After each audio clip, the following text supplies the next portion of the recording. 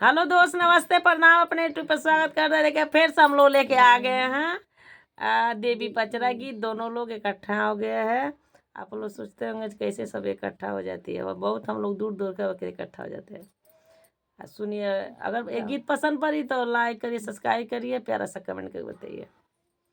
बेरिया की बेरी तू के बारा जी मालिनिया हो की राहे बाटे ना, हे दावा नवा जानी लगाइया हो की राहे बाटे ना।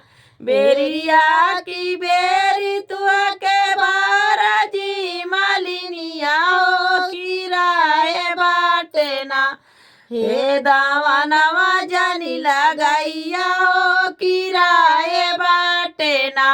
ओही रहिया कालिया माई के डोलवा हो दावा नवा तुहरो ना, हे गरादा होई जाइया हो दावा नवा तुहरो ना, हे गरादा होई जाइया हो दावा नवा तुहरो ना।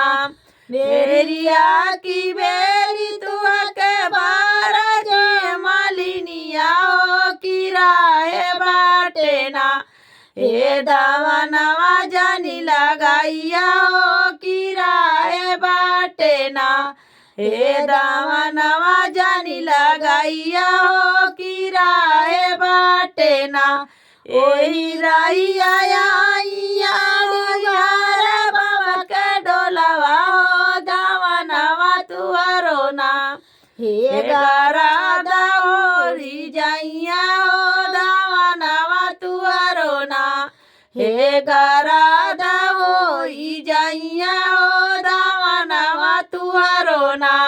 बेरिया की बेरी तुआ के बारा जी मालिनिया हो गया है बाटे ना, हे दावा नवा जानी लगाइया हो किराए बाटे ना, हे दावा नवा जानी लगाइया हो किराए बाटे ना।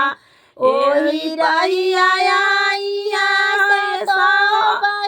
डोलिया हो दावा नवा तुहरो ना, हे गरादा होई जाइया हो दावा नवा तुहरो ना, हे गरादा होई जाइया हो दावा नवा तुहरो ना।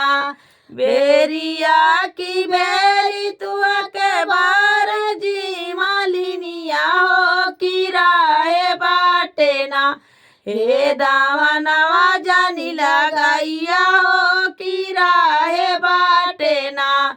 ए रहिया सीतला माई के डोलवा हो दावा नवा तुहरो ना, हे गरादा होई जाइया हो दावा नवा तुहरो ना, हे गरादा होई जाइया हो दावा नवा तुहरो ना।